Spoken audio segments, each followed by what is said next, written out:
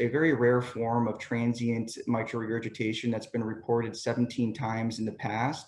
It's previously known as eclipsed mitral regurgitation based on the first person who described this several years ago. In essence, what happens is there's some patients who have multiple presentations for severe acute pulmonary edema. They end up coming in very ill, often intubated and often up in the cardiac ICU, and the underlying mechanism has been relatively unknown. Hi, my name is Thomas Breen, and I am one of the internal medicine residents at Mayo Clinic, and I'm going to be talking about our paper called Paroxysmal Severe Mitral Regurgitation. What happens is when you get an echo probe sometime after the event and you take a look at the hearts, they really have a preserved left ventricular ejection fraction, no structural abnormalities, and only mild or no resting mitral regurgitation. But when you get an echo acutely after the event, you can actually see that they have very severe mitral regurgitation that's transient and seems to go away on its own after only a few minutes to an hour or so. And so the underlying mechanism of why these patients end up getting this transient severe mitral regurgitation has been relatively unknown. There has been some postulation that maybe there's coronary vasospasm or something else that's contributing to it, but the underlying workup of how you go about getting the diagnosis is relatively unknown, and the treatment has been relatively unknown as well.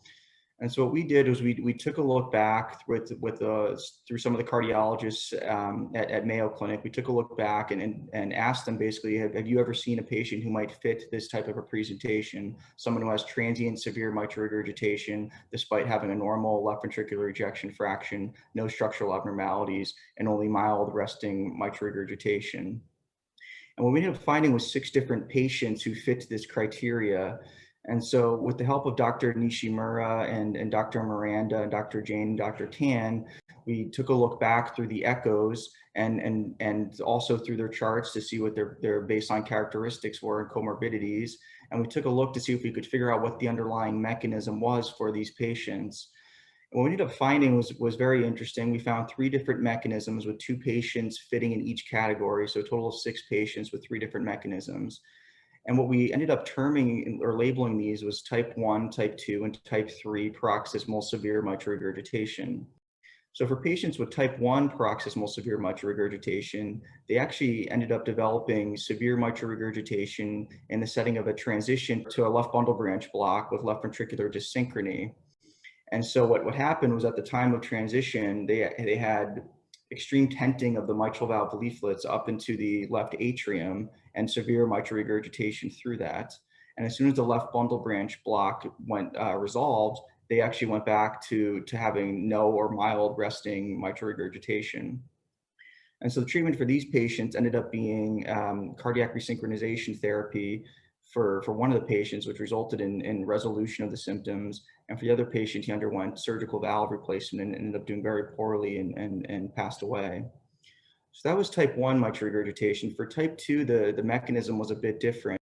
These were patients who, in essence, came in and when we put them under hemodynamic testing, particularly with hemodynamic echo monitoring, we found that any maneuvers that increased left-sided preload ended up resulting in basically mitral annular dilatation. So the leaflets just spread out a little bit more, but there wasn't any tenting like we saw in type 1. And for these patients, they also had severe mitral regurgitation at that time. So things like lifting the legs or putting them in the left lateral decubitus position, anything that would increase left-sided preload led to these changes. And for these 2 patients, they actually underwent mitral valve replacement. So the actual treatment was much different and they did very well in the long term. Now, type 3 was a little bit different.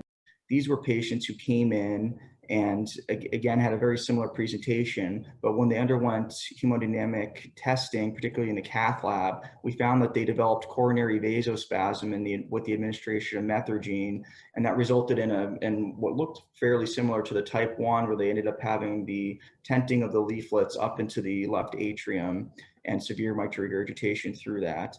And so the treatment for type 3 was much different. It was high-dose calcium channel blockers, and these patients did very well in the long term. So overall, this was a paper that really sought out to describe a very rare cause of transient severe mitral regurgitation. It's only been described 17 times in the literature, mostly with isolated case reports. And by going through these 6 different patients, we were able to find 3 different mechanisms with a completely different workup and a completely different treatment strategy for each. And so by reading through this paper and getting an understanding of some of the different echo findings, we hope that this will help to diagnose some of these patients in the future if there's anyone who comes in with an uncertain presentation such as this. And we hope that it would help to guide some of the treatment strategies in the future as well. We hope you found this presentation from the content of our website valuable. Our journal's mission is to promote the best interests of patients by advancing the knowledge and professionalism of the physician community. If you are interested in more information about us, our homepage is www.mayoclinicproceedings.org. There you'll find access to information for our social media content, such as additional videos on our YouTube channel or journal updates on Facebook. You can also follow us on Twitter. More information about healthcare at Mayo Clinic is available at www.mayoclinic.org. This video content is copyrighted by Mayo Foundation for Medical Education and Research.